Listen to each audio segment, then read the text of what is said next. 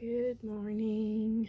It was 5 o'clock when I came up, and just finished freshening everybody's food in containers. My bigger fake food babies have been upgraded. I keep calling it fake food. Milkweed replacement diet have been moved to a new house. They're getting big. Yay. They're eating it. So what I did to clean up the frass is, or their poops, is I took their chunks of food, I rinsed it off really good, and then put it back. That also seems to be keeping it fresh longer, keep it from drying out. And we'll see how long it lasts now that it's not in a sealed container, keeping the moisture in. But they're doing good. They're growing. They're eating the imitation diet. I'm happy. I will have to leave a review for the place that I bought it from. This dude is taking forever to molt. I've put several fresh leaves in there for him or her, and they just keep going bad. So since I have to work today, I threw a couple pieces of butternut squash in there just so he doesn't have nothing to eat, and then as soon as I get home I can get him fresh leaves.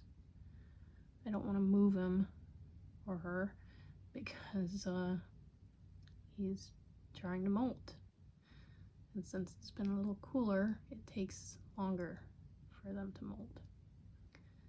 So that one has been there almost 2 days now. Doesn't seem to be having any trouble. I don't see any skin stuck or anything like that. Still reactive if I blow on him. I don't want to disturb it too much because when they're molting, they're very vulnerable, even more so than usual. The two bigger kids got upgraded to the big house, which they seem to be enjoying. So some nice big leaves and cuttings. And with the leaves, to put them in like a vase type thing, I cut along the side of the stem and then stick the stem in the water, and that seems to help it last longer than just sitting it in there like that. And ever since I lost a baby to the wrap the stem with the moist paper towel method, I have not been too keen to do that again. Now when I say lost, I did find it. It wasn't dead, but had I not been obsessing about a head count, I would have just assumed somebody else ate it or it just disappeared or whatever. But I unwrapped every stem, and it's 2-ply paper towels, so I even peeled them apart and I found it. So while the paper towel method does work, there are risks when they're tiny. And I've stopped using that method altogether. The 7 new babies are doing good. They're still on their leaves. A couple are kind of wandering off. I found, let's see, where's my pointer toothpick?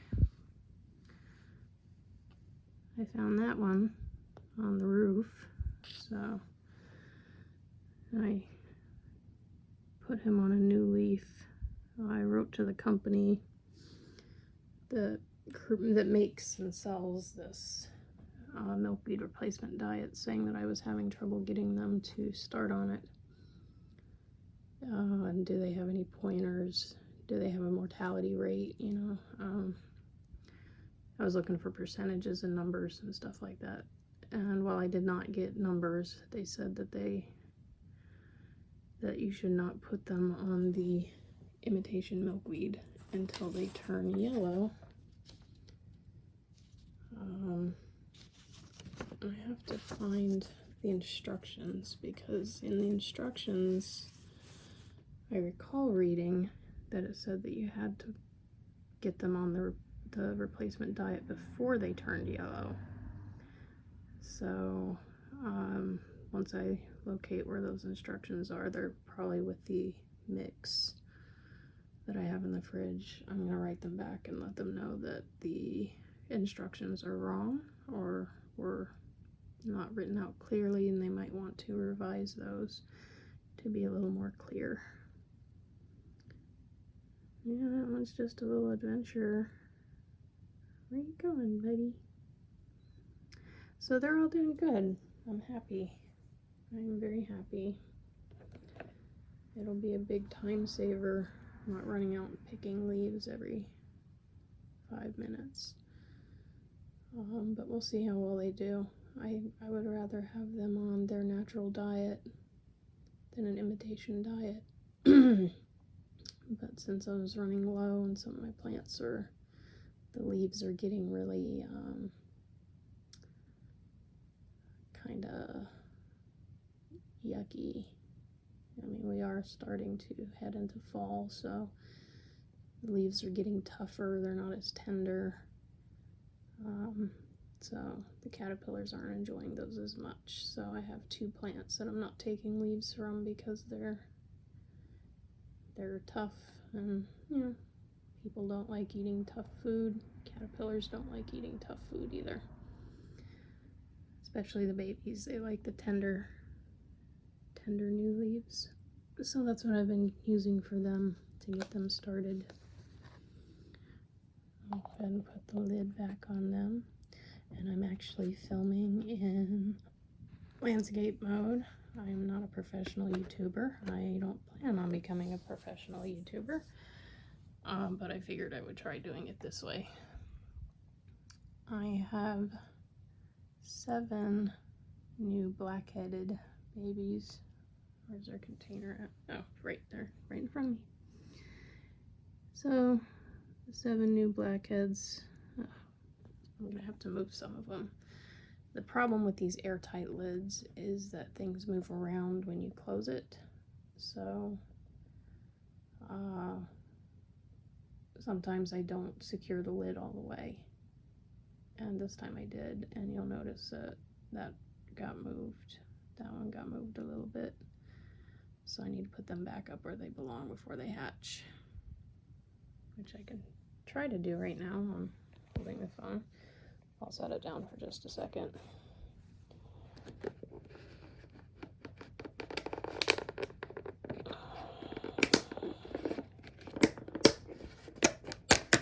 Okay, so it was more than a couple of seconds, but I got the lid off. You can see this one just kind of fell over there. So we'll use my exceptionally shaky hands. Maybe I can get it with the toothpick. I should have brought my tweezers up, but I didn't think about it. First I have to, okay, that's the egg. The light in here is not great, so I don't want to grab it by the egg. I'll just put you back. This one I might be able to just scooch over with the toothpick. Scoochy scooch. Wrong way.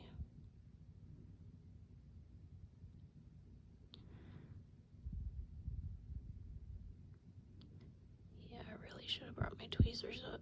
I was not thinking. But I rarely am first thing in the morning.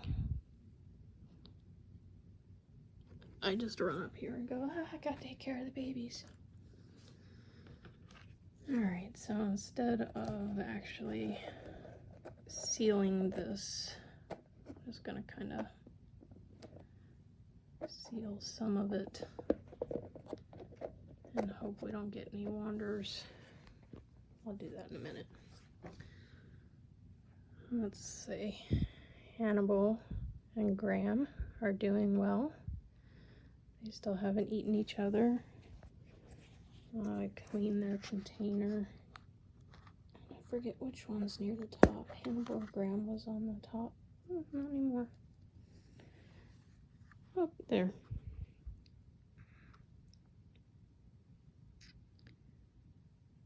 So I think this one's Hannibal. Hannibal was born first, or hatched first, so I think that's Hannibal. And I'm pretty sure that one's Graham. Wait, that's so hard to tell.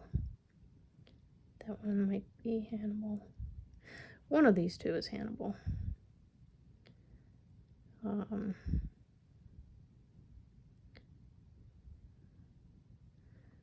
Because that one was up on the side, I didn't want to actually rinse the container and risk him accidentally going down the drain. So I just plucked out the food, rinsed that off, and put that back in there. Once they're either both on the top, the underside of the top, or both on the food, I can take them out and actually rinse the container out. So, yay, Hannibal has managed to contain his or her cannibalistic tendencies. I've got two little ones in here. Really hard to see with an opaque. Sorry for the unwanted view of my knees.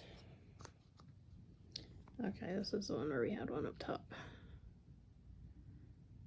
So I'm pretty sure that one's getting ready to molt. That's usually when they go up top.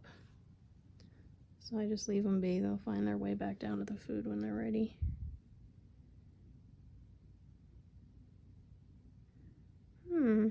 Where's the other one? Oh, there it is. Alright, so at this point, I'm going to pull their milkweed leaves out.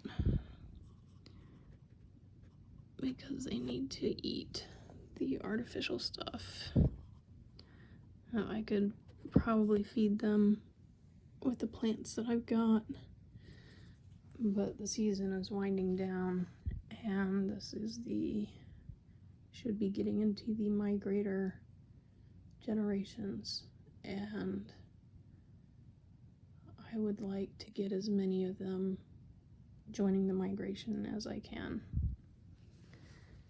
There is a cutoff point. Now, monarch mothers will continue laying well past the ideal date for migration. And it'll be really tempting to continue to gather eggs. But you can't release them once it starts getting, below 50 degrees during the day. And there's really no telling how warm it'll be next month. I know we've had some warmer months the past couple of years, and it's been in the 70s on Halloween and stuff, but you never know. So, oh, he's actually molting. Look at him go.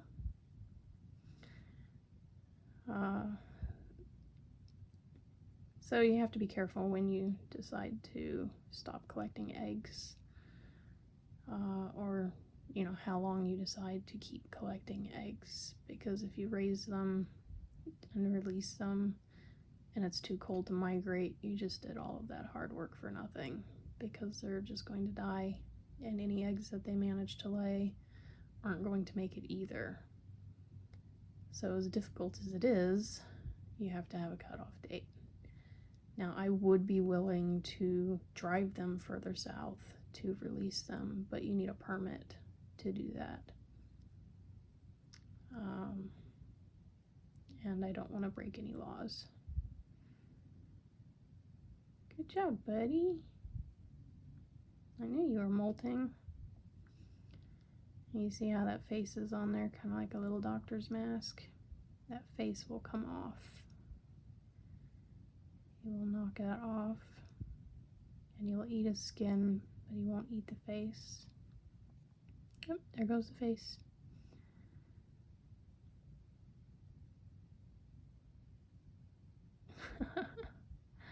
Totally cool, caught you.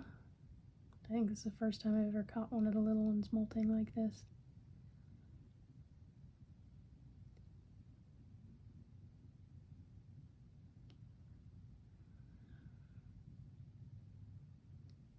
Yes, your face is stuck to you because you're still wet.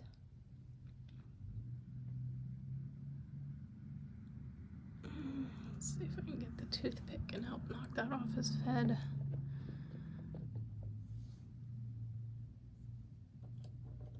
I don't want to actually touch the caterpillar because it's extremely vulnerable right now. I just want to kind of brush that off. Alright, you're not going to want me. That's fine. You'll take care of it. I'm sure you got this. So he will turn around and eat his little skin. It's so cute and little. But it's just more proof that the imitation diet is doing well. I haven't lost a single one yet. Fingers crossed. All of the egg hatched are on the artificial diet. Oh, I got somebody making a run for it. I should put the screens back on these guys. Might be getting ready to molt.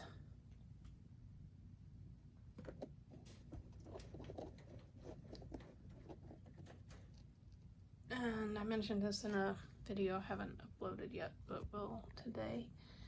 These screens, I got them at a discount store for like $4 a piece. And they're just regular little window screens for using in your window. But I like that it's double screened already. And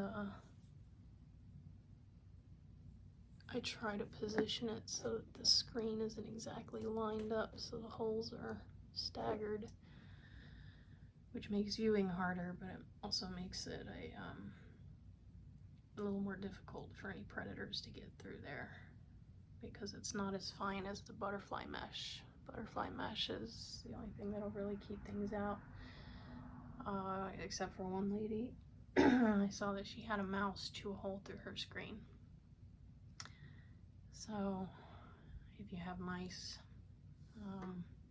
yeah, just watch out for mouse holes because they will get in there and eat your caterpillars if they get a chance.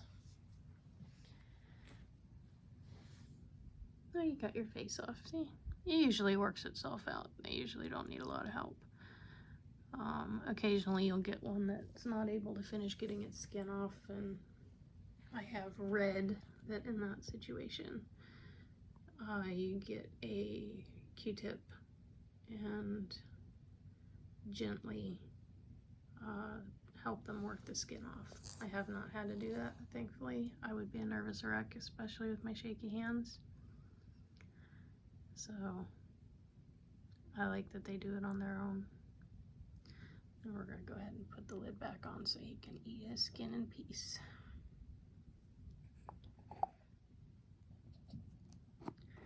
Now they don't breathe a lot.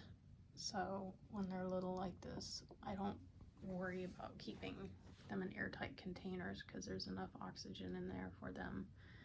And I do open the containers several times a day to check on them, clean up, so multiple times a day the lids come off and they get fresh air, and then once they get bigger they get transitioned to the other systems.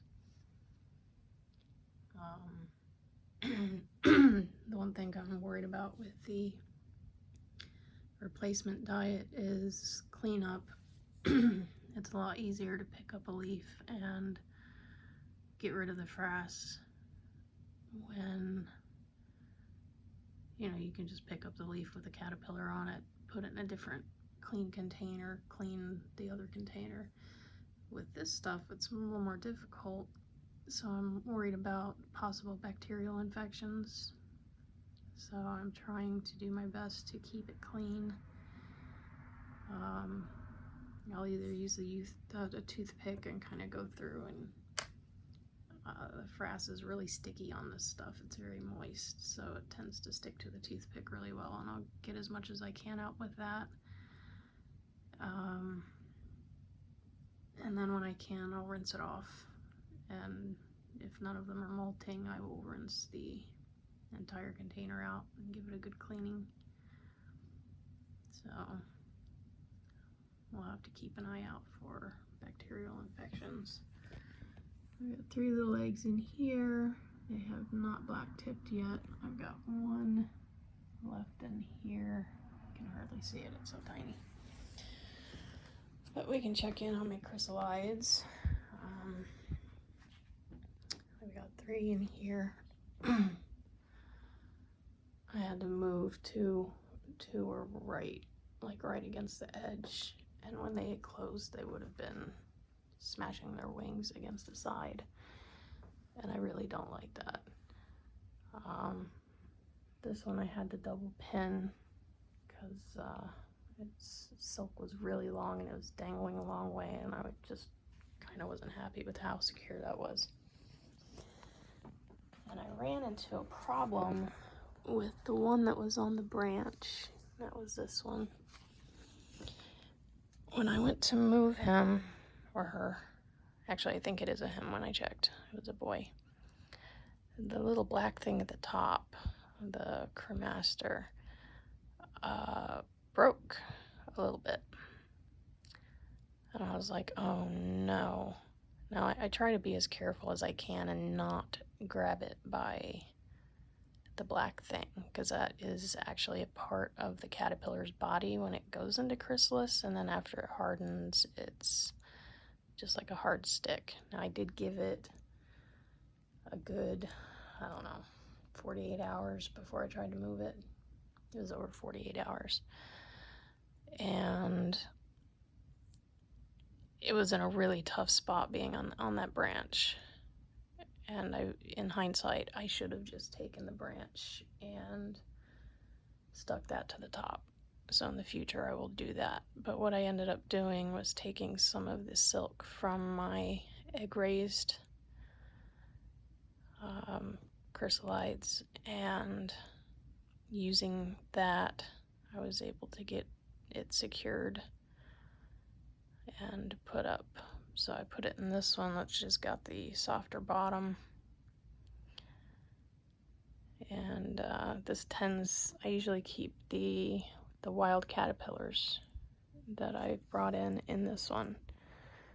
I try to keep the wild ones separate from the egg hatched, because you don't know what you're bringing in when they're in the wild.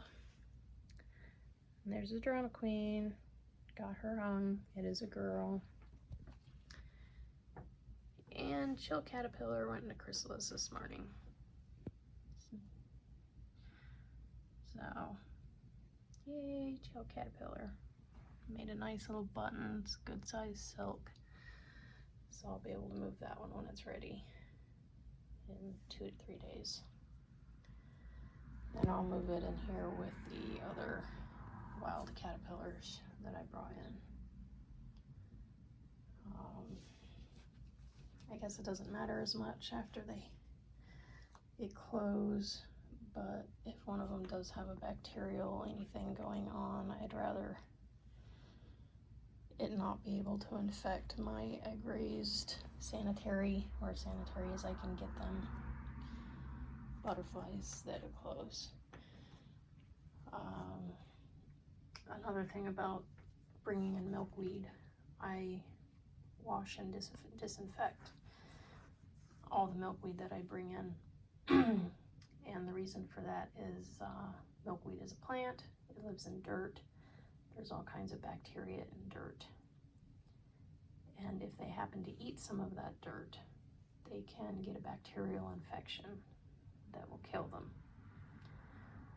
So everything gets washed, everything gets disinfected, and that's why I feel safer using the silk from my egg hatched rather than from caterpillars I brought in from outside.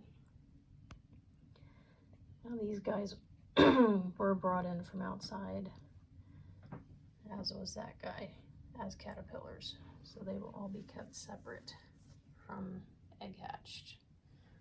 Egg hatched and wild shall never mingle. Now that little white spot on the big leaf, that's actually milkweed sap that dried. And that's not a problem since they eat milkweed anyway. So that's more than enough food for these two. They've got 3 common milkweed leaves and 4 butterfly weed cuttings, so that should last them until I get home from work, maybe even until this evening, but we'll see. Sometimes they're picky eaters. Some of them prefer the common milkweed leaves over the butterfly weed, and I try to accommodate as much as I can. I know it sounds silly. I'm indulging caterpillars. I'm a crazy person. That's okay. I've got these 2 little chrysalids over here. I took the tule off the top so that they're a little easier to check out. I'll put the tule back on them, and then probably tonight I will move them to a place where they can actually close, because that's way too small. But it's good for separation. When you've got them in cramped quarters, another caterpillar can take a bite out of the chrysalis, walk on the chrysalis, and when the chrysalis is still soft, that can do quite a bit of damage and cause problems. So I try not to let them go into chrysalis in mass. And that's just me. I mean, other people, I saw a video the other day, somebody had 50 hanging in one enclosure, over 50 I think, and they were all super close to each other and they all seemed fine. So I am by no means an expert in people who've been doing this far longer than me. Do it a different way. So there's a lot of different ways to do this, and anybody who tries in any way to help the monarchs is a friend in my book. So I'm not going to argue with how somebody else chooses to do things, because they're trying, and there's enough negativity in the world, and we really don't need to add to that. Everybody who's doing this is doing a good thing, however they choose to do it, and I will never discourage that. So that's the morning update. Oh, you wandered again. All right. Well, is that a baby? Did somebody hatch? All right, I'm gonna have to check that out. Okay, so I'll check in with you guys later today, let you know how everybody's doing. Have a great one.